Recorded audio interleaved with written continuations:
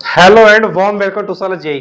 बच्चों, जब एक हिंदी मीडियम का स्टूडेंट आईआईटी जेई के प्रिपरेशन में आता है तो उसके माइंड में एक चीज यही चल रही होती है कि मैं इंग्लिश मीडियम स्टूडेंट से क्या पीछे हूं।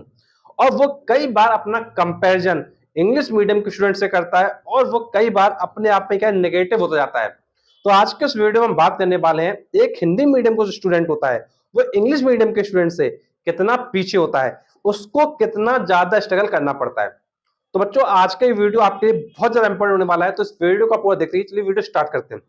तो बेटा देखो, सबसे पहले तो क्लियर करना चाहूंगा, अगर आप एक हिंदी मीडियम स्टूडेंट हो तो एक चीज ये समझ लो कि जो स्ट्रगल होता है वो हमारे लाइफ का क्या पार्ट होता है। अगर तुम ये सोचते हो कि भाई तुमको स्ट्रगल ज्यादा करना पड़ रहा है तो बेटा ऐसा कुछ भी नहीं है।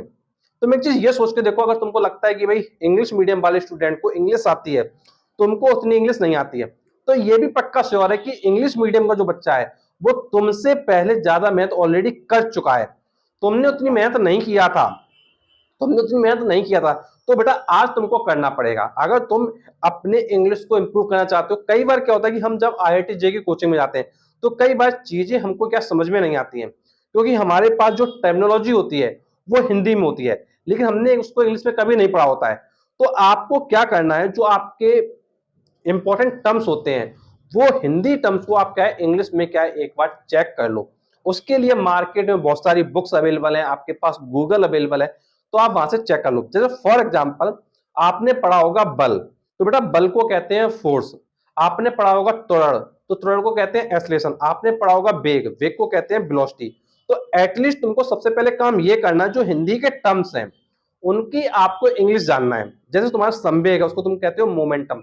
तो जितने भी ये टर्म्स हैं उनको तुम पहले एक बार क्या इंग्लिश में कन्वर्ट कर लो। और उसके बाद क्या करना है, उसके बाद क्या करना है, अगर तुम्हारी इंग्लिश वीक तुमको लग रही हो, अभी भी तुम्हारा कॉन्फिडेंस अभी भी डाउन है, तो तुमको क्या करना है, जो इंग्लिश की बुक है उसको तुमको क्या करना है, सेम बुक तुमको हिंदी में लेना और सेम बुक तुमको इंग्लिश में लेना है। मार्केट में ऐसी बहुत सारी बुक्स अवेलेबल हैं। जैसे फॉर एग्जाम्पल, तुमने अरियंत की बुक लिया, फॉर एग्जाम्पल तुमने किसी और पब्लिकेशन का बुक लिया, तो बेटा सेम बुक क्या आपकी हिंदी में भी अवेलेबल है और सेम बुक आपकी इंग्लिश में भी अवेलेबल है। तो आप क्या करें, कम से कम एक सब्जेक्ट की बुक, एक सिंगल बुक आप क्या करो, एक हिंदी में ले लो और सेम वही बुक क्या इंग्लिश में ले लो। और जब आप उसको पढ़ोगे, जब आप चीजों को कोरिलेट करोगे, तो आपका जो डिफरेंस है हिंदी और इंग्लिश के बीच का, वो खत्म होना क्या स्टार्ट हो जाएगा।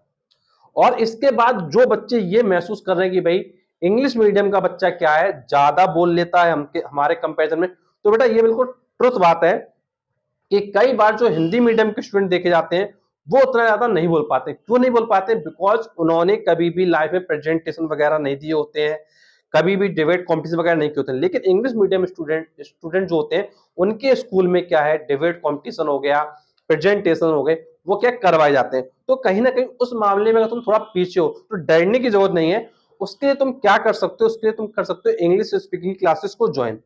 तो जो भी बच्चे इंग्लिश स्पीकिंग क्लासेस को ज्वाइन करेंगे तो उनको पढ़ाया जाता है, प्रेजेंटेशन हो गया, ग्रुप डिस्कशन हो गया, तुम्हारा जो डिबेट कॉम्पिटिशन हो गया, वो सब चीजें क्या कराई जाती हैं। और वहां से तो जो तुम्हारा कॉन्फिडेंस है वो कहीं ना कहीं बिल्डअप होता है। और तुम जब इंग्लिश बोल रहे होते हो तो कहीं ना कहीं तुम भी अपने आप को एक पॉजिटिव फील करते हो कि भाई मेरे अंदर इंप्रूवमेंट्स आ रहे हैं। और अगर तैयारी करोगे अच्छे से और रिजल्ट के लिए सोचोगे तो डेफिनेटली तुम क्या रिजल्ट निकाल पाओगे। देखो, सफलता उन्हीं को नहीं मिल पाती है जो लोग मेहनत करने के लिए तैयार नहीं होते हैं। अगर तुम मेहनत करने के लिए तैयार हो, तुम सोच रहे हो, तुम पूरी तरीके डेडिकेटेड हो, तो डेफिनेटली तुमको सफलता मिलेगी। और ये बिल्कुल नहीं सोचना है कि भाई मैं पीछे हूं, मुझसे वो आगे है। अगर ये सोचोगे तो तुम क्या है नेगेटिव थॉट लेके आ रहे हो अपने माइंड में। देखो, कोई ना कोई तो किसी ना किसी से पीछे होगा, ये बिल्कुल श्योर है। लेकिन तुम्हारा जो स्ट्रगल है वो तुमको क्या है उस व्यक्ति से क्या है आगे कर सकता है। अब देखो, ये खुद सोच के देखो, एक इंग्लिश मीडियम का बच्चा जब ऑलरेडी इतनी मेहनत कर चुका है तो तुमको करने में क्या प्रॉब्लम है। और बेटा तुम जब उससे आगे निकलना चाहते हो तो ये भी श्योर है कि तुमको मेहनत करना पड़ेगा। तुम ये सोचते हो कि बिना कुछ किए सब कुछ ऑटोमेटिक हो जाएगा, तो ऑटोमेटिक कुछ नहीं होने वाला है। अगर स्ट्रगल करोगे तो डेफिनेटली तुम इंग्लिश मीडियम के स्टूडेंट से भी आगे निकल सकते हो। और बेटा अगर तुम रिजल्ट देखो आईआईटी के, तो तुमको जानने को मिलेगा कि उसमें सिलेक्शन सभी बच्चों का होता है, चाहे वो हिंदी मीडियम का हो, चाहे वो इंग्लिश मीडियम का हो, वो किसी भी मीडियम का स्टूडेंट हो, सिलेक्शन उसका डेफिनेटली होता ही है।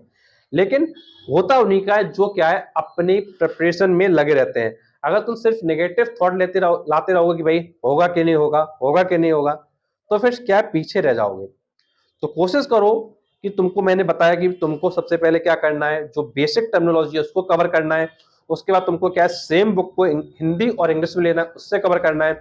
उसके बाद तुमको क्या है, जो इंग्लिश स्पीकिंग क्लासेस है उनको क्या ज्वाइन करना है। और बेटा एक हमारा इंग्लिश स्पीकिंग का चैनल है, आप क्या करेंगे, प्लेलिस्ट के अगर में आपको चैनल का ऑप्शन दिखाई देगा, चैनल पर क्लिक करेंगे तो आपको ट्यूशन वाला स्पोकन नाम से चैनल दिखेगा, तो आप उसको क्या सब्सक्राइब कर सकते हैं अपनी इंग्लिश को इंप्रूव करने के लिए।